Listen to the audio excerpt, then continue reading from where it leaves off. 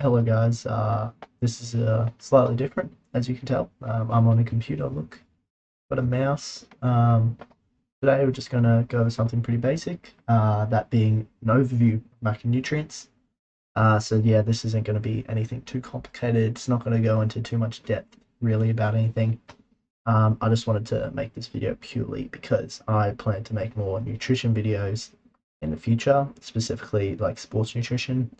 And I just want to have this video first as like kind of a foundation on things before I delve into the sports nutrition stuff, because I don't want to be talking about, for example, protein, and some people might not even know what a macronutrient is altogether.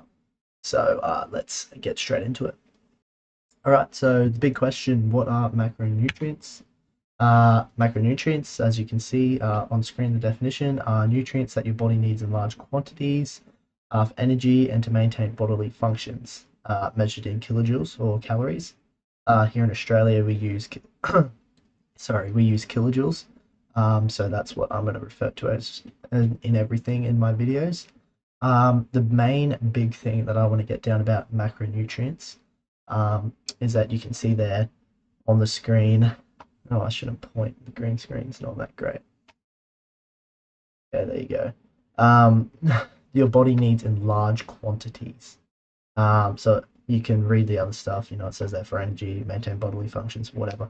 But the big thing is there is large quantities. So that's what differs a macronutrient compared to a micronutrient. Like, sorry, like your body needs micronutrients as well to maintain life as well. However, it needs it in like smaller quantities. Macronutrients are the big ones that you need in large quantities. So yeah, carbohydrates, good one for big one for energy. So what are the macronutrients? We've got protein, carbohydrates, and fats. I've got the little in brackets next to them to try and show you abbreviations, because in future videos I might use abbreviations, and I've even got one on screen now in the actual thing. And I just want you guys to know what I'm talking about. All right, ladies and gentlemen, what is energy density?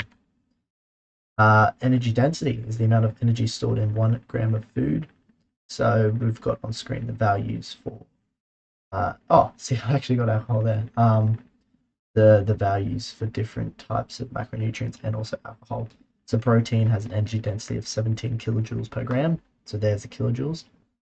So basically what that means is okay, that's good. My hand's not okay. So for every 1 gram of protein you eat, there's 17 kilojoules. So kilojoules being the unit of measure for the food.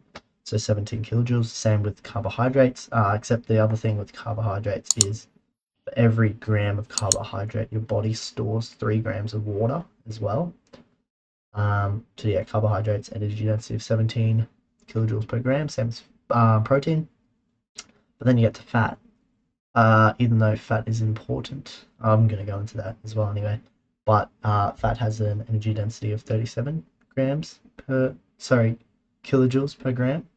And then there's alcohol. So I've put that there because it's energy dense. So even if you brought into the myth of, the low carb beers, blah, blah, blah, the low sugar drinks, to try and watch out for your energy or kilojoules you're eating or drinking, sorry. Alcohol itself still has 29 kilojoules per gram. So every gram of alcohol that's in your beer, 29 kilojoules. Even if it has 0 carbohydrates, there's still energy in that. And that's why a lot of people don't know that.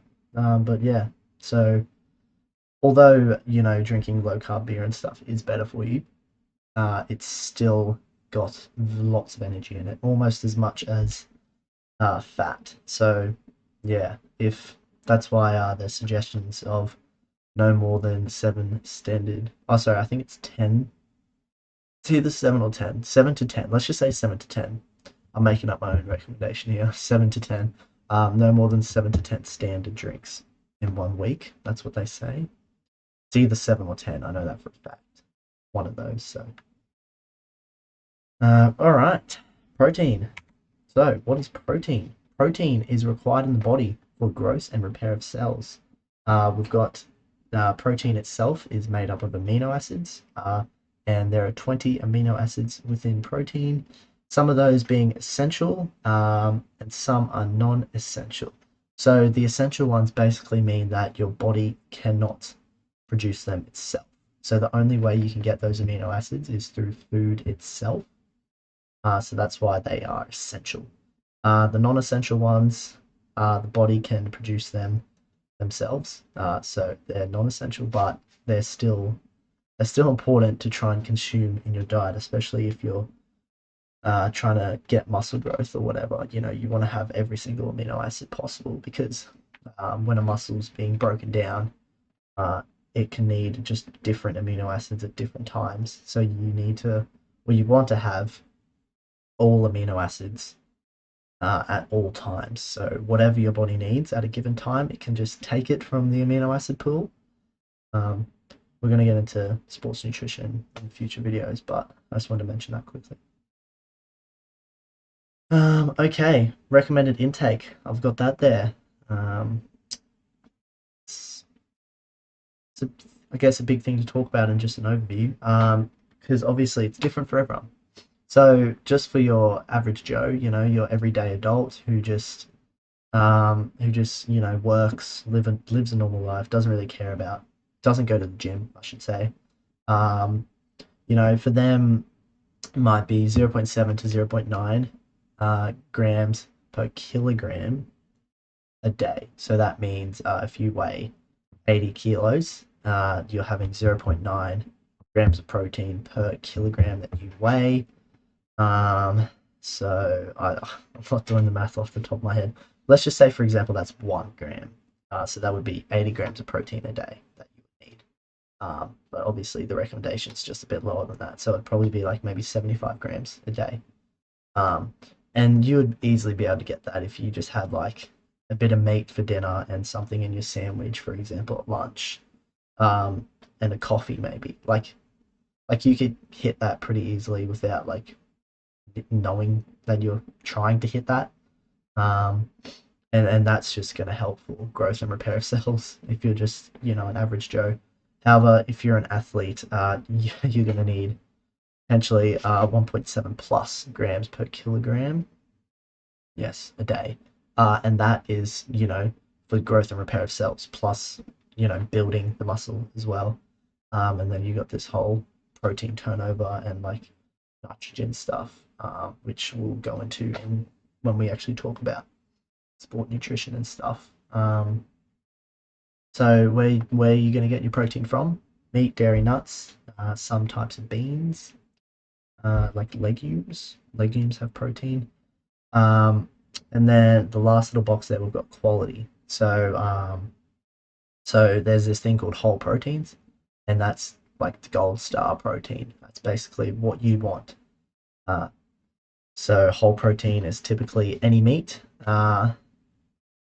So what is whole protein actually? Whole protein is basically a source of protein that has all, or at least very close to all, amino acids. So if you are an athlete, whole proteins are fantastic. You want to have whole protein pretty much every time that you're having a source of protein. So that way, as I was mentioning before, your body has in storage all of those amino acids that you could possibly need. Because when it comes to like muscle growth time, if you're missing an amino acid that the body needs, even though you've had enough protein, if you're missing a specific amino acid that the body needs, that's going to be detrimental to your progress. So whole protein. So that's why the food first approach exists, because typically you're going to get more wholer proteins from food. All right, carbohydrates. The next thing we're going to talk about. So what are carbohydrates? They're basically just sugar molecules. They're broken down. Oh, sorry. So your body breaks down carbohydrates, which is what you eat. So, for example, a bit of bread breaks down carbohydrates into glucose to be used as energy. So carbohydrates are your main source of energy. Your body needs it for energy. When you go for a jog, that's carbohydrates. When you go for a run, that's carbohydrates. When you go for a sprint, that's also carbohydrates. So carbohydrates are very important if you're an athlete. When you lift weights during the workout, that's so carbohydrates. Also, something else that many people might not know. They're important for central nervous system function. So your brain needs carbohydrates for energy in order to function properly. Without it, then what's going to happen is your body's actually going to break down other macronutrients and turn them into glucose to be used as a source of fuel. So carbohydrates are very, very important. Okay.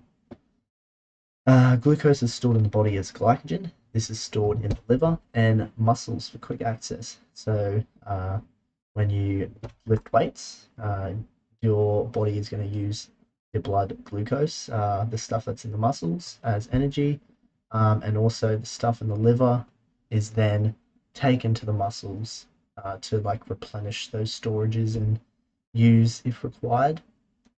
So sources, we've got bread, fruit, plus veg, and pasta. Basically, anything along those lines, any like grain kind of thing, potatoes as well. You're going to get carbohydrates from them. Last point I've got there is referring to GI. So we've got high and low GI. High GI is absorbed quickly, so that's going to provide you with some fast energy. So perhaps, so when we talk about sports nutrition, there's fueling for events.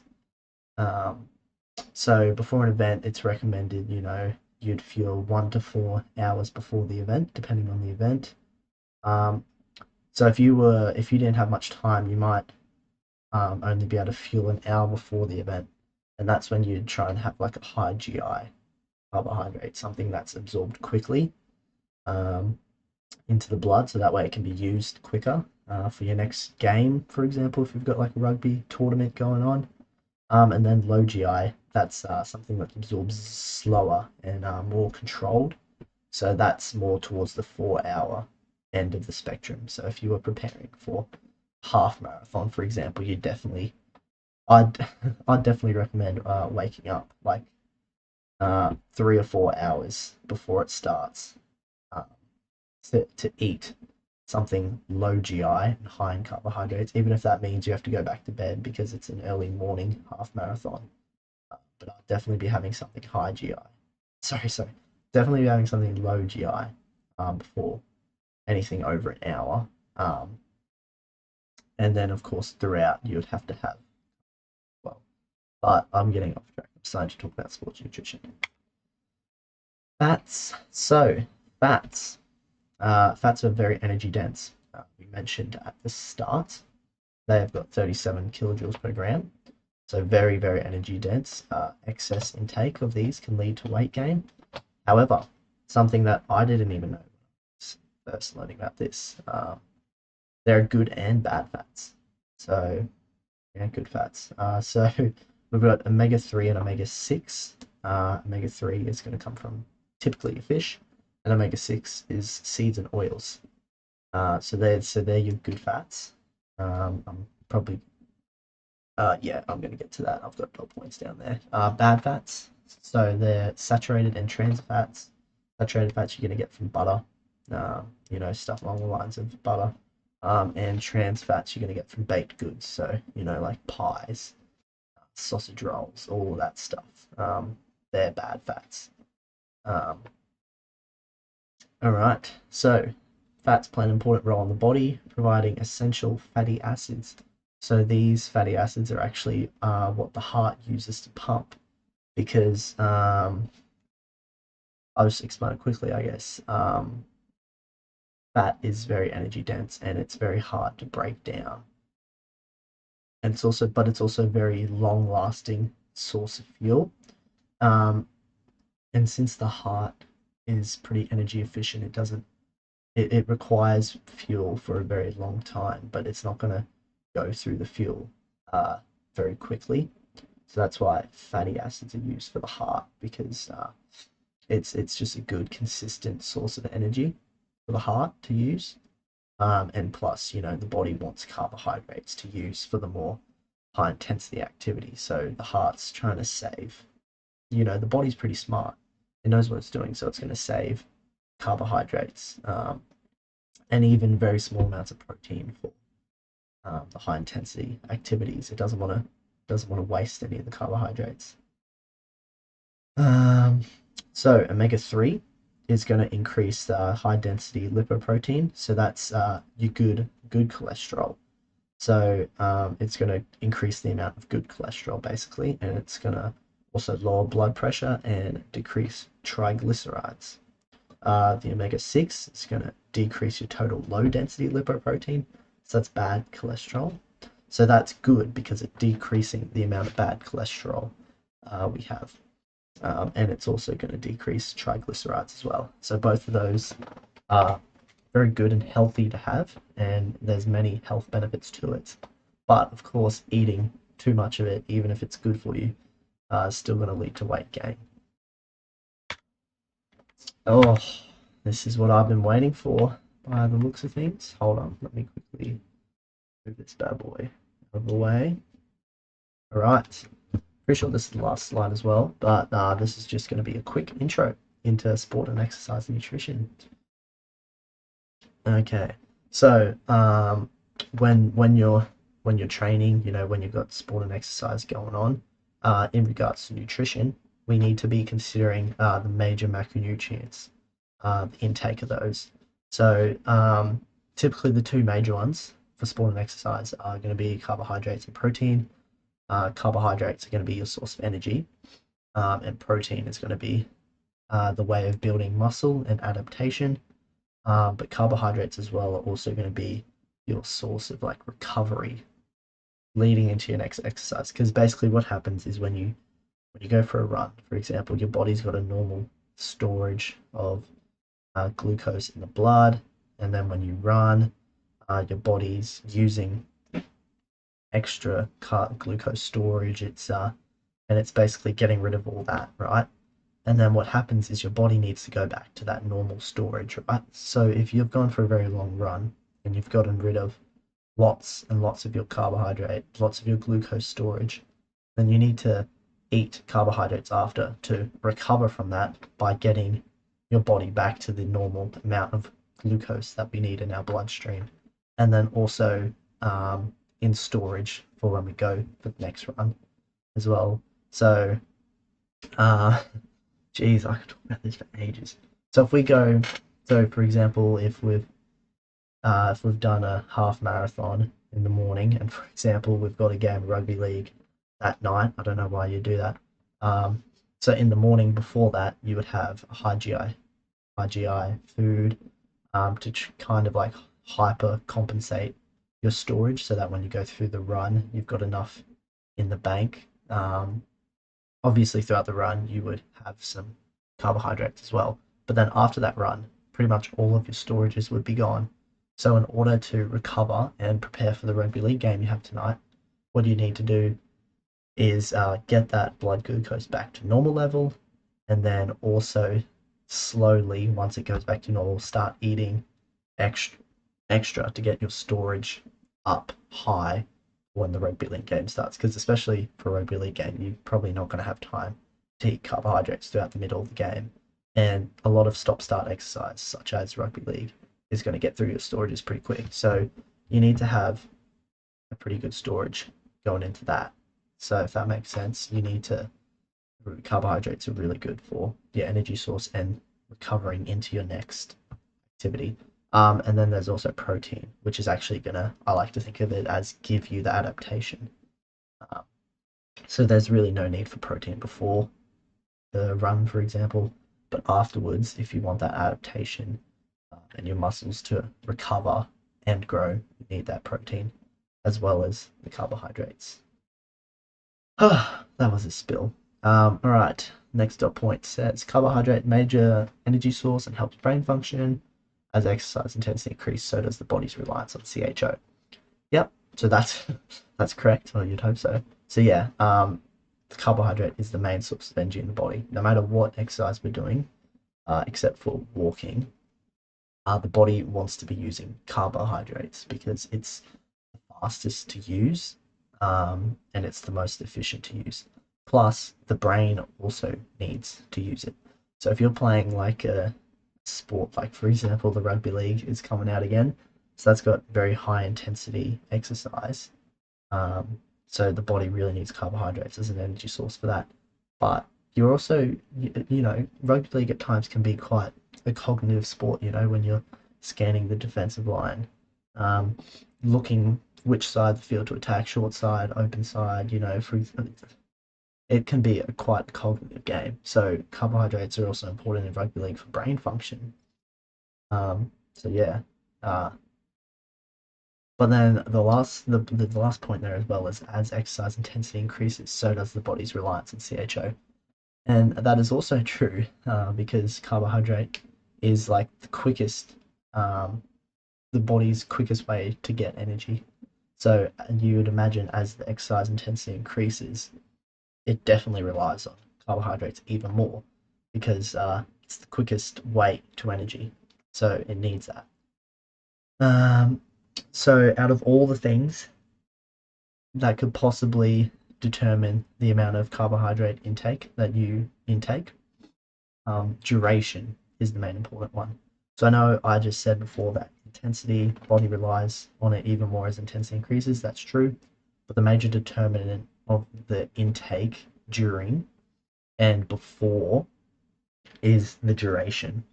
So, like for example, if you're going for a 10k rather than a 21k, you not even going to need carbohydrates during the 10k run. Um, but if you're going for like a 42 kilometer, then you definitely, even though it's a lower intensity than probably the 10k, um, you're going to need carbohydrates because it's longer, and your stores are going to deplete throughout because it's much longer. Oh, I should have read ahead. The next dot point says carbohydrate after workout slash sport is also essential to recover and replenish glycogen stores. And I talked about that in the first dot point as well. So I don't think that you would want me to waste my time going over that again. Protein is essential for adaptation. Yes. So the interesting thing that I learned as well is resistance training athletes actually need less protein than endurance athletes. So yeah, and with the endurance athletes, it's actually recommended that you have protein straight after your exercise, whereas with the resistance training athlete, the recommendation is just as soon as possible because the turnaround is still 24 hours regardless. However, for the endurance athletes, right, um, you're going to get through all your glycogen stores during the run, and then your body's going to start taking amino acids away from the amino acid pool, um, and using that to turn into glucose and stuff. So you're actually going to be, it's actually going to be detrimental if you don't have protein and carbohydrates straight after a run, basically. So that's where that recommendation comes in.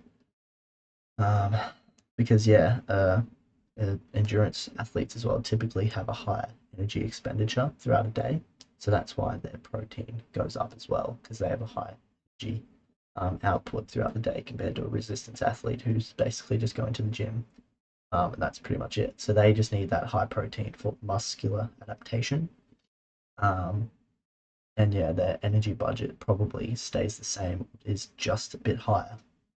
Well, no, it won't stay. It'll be just a bit higher than like the normal person who doesn't engage in resistance training. And then the next point as well, protein turnover is increased for up to 24 hours after exercise. So that's true. So for someone who's a resistance training athlete, if you have protein straight after the gym, or if you have it 2 hours after the gym, it's basically going to have the same effect on you, as long as you're having protein within 24 hours after exercise. Just like I said, the exception there is for the endurance athlete who actually needs the protein. Um, so that way the protein stores increase and the body isn't taking away the protein that you actually need for muscle. So then we've got a quick recommendation there to finish off this video and kind of get you excited for when the sports nutrition does come up. So that recommendation is for probably, I'd say, a resistance training athlete. We've got 20 to 25 grams, or if you want to be very specific, 0.3 to 0.6 grams per kilogram. So that would probably be within that 20 to 25 grams, but that would be specific to your body weight. So that would be the protein dose straight after training, and I would recommend that if possible, that would be like a food first approach, obviously. So if you could get a bit of meat into you, because then you get those whole proteins. But if you can't, and you just have, for example, you're on your way to school, but you can make a whey protein shake, that would be probably the next best option, as long as it's whey, because whey is the best quality protein powder that you can get. Those vegan protein powders actually have been tested, and most of them are very contaminated and not as whole in protein, so they're actually worse for you. So the whey protein is definitely the best type of protein powder that you can get. That would be as soon as possible after training. And that plus 1 kilogram plus hour/hour is for your carbohydrates. So 1 gram of carbohydrates. Oh, geez. Sorry, guys. I haven't touched my computer in 20 minutes, so I just shut off. um, so that'd be 1 gram per kilogram body weight per hour carbohydrates for the first 4 hours. And then after that, that probably drops slightly. Unless, of course, you had some kind of tournament thing going on, and then your recommendation would be individualized. So the big thing, actually, before I finish this, I should say, with sport and exercise nutrition is it's different for everyone.